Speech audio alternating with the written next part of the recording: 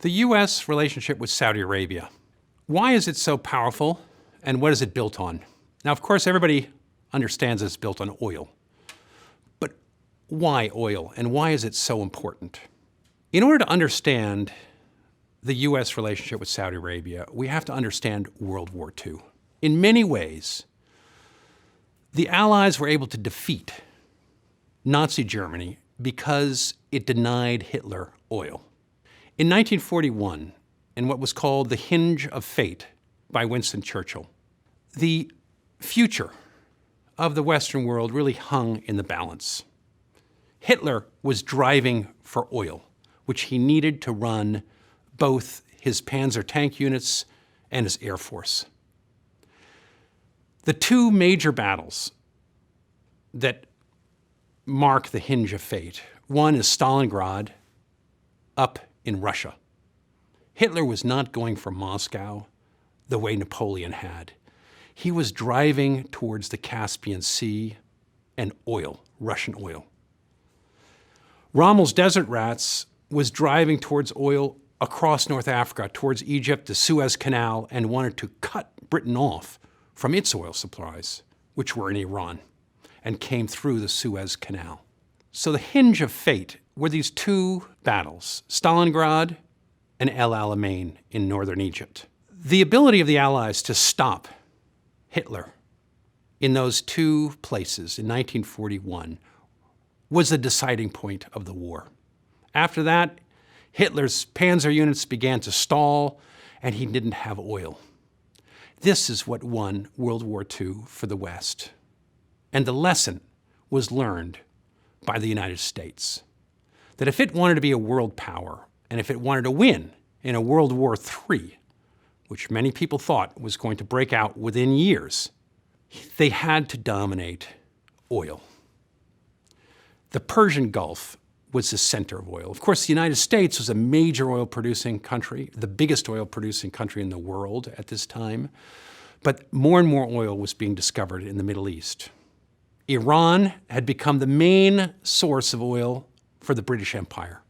In 1909, 10, 11, the British decided to convert their coal navy to oil.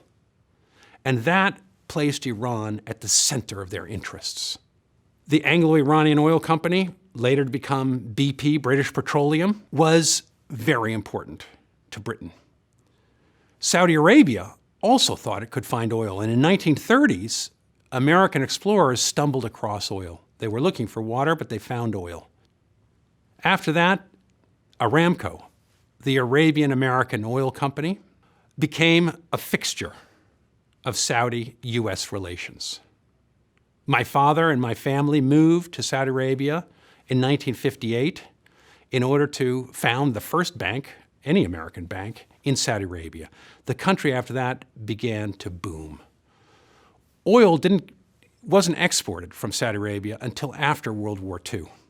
In 1946, just to give you an idea of how poor Saudi Arabia was at the time, the national budget of Saudi Arabia in 1946 was £4 million sterling, and most of that came from gifts from Britain. Of course, America would eclipse Britain as a benefactor of Saudi Arabia. But ever since that time, the United States has seen the Persian Gulf as key to its position as a superpower.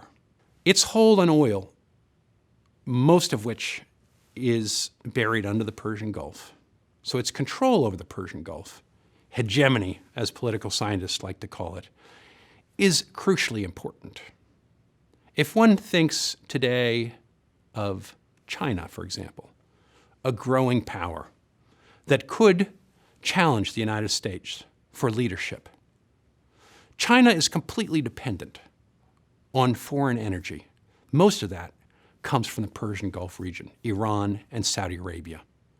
So by controlling the Persian Gulf and the exit to all that oil outflow, the United States really has a chokehold on the Chinese economy. Were China to attack Taiwan or make aggressive moves in the South China Sea, the United States would have considerable leverage over China through its control of oil. So those are factors that weigh on the U.S. today. Many Americans say, let's get out of the Middle East. We don't need Middle Eastern oil. Fracking, the development of more and more oil fields in the United States, is leading towards a position of independence for the United States from Saudi and Middle Eastern oil. It is possible that the United States could give up the Persian Gulf. But then who would move in? It would be China and the Chinese military power or Russian military power to protect Saudi Arabia, to officiate between Iran and the Gulf. These are some of the reasons why the United States finds it so difficult to separate itself from the Middle East, why the United States has become so involved in Middle Eastern wars. At first, Iran was the center of U.S. power in the Persian Gulf. That was under the Shah of Iran, who was overthrown in 1979. After 1979, President Carter established Central Command in Tampa, Florida, which was organized in order to protect the Persian Gulf once Iran had moved away from the U.S. Special forces were established, rapid deployment forces that could move into the region rapidly. This security architecture that has been built up in the Persian Gulf undergirds the importance of the region for U.S. interests and U.S. authority in the international economy. So long as oil remains the principal fuel powering modern economies, the relationship between Saudi Arabia, the Gulf region, and the United States is likely to remain one of close allies, where the two are intimately involved in each other's affairs.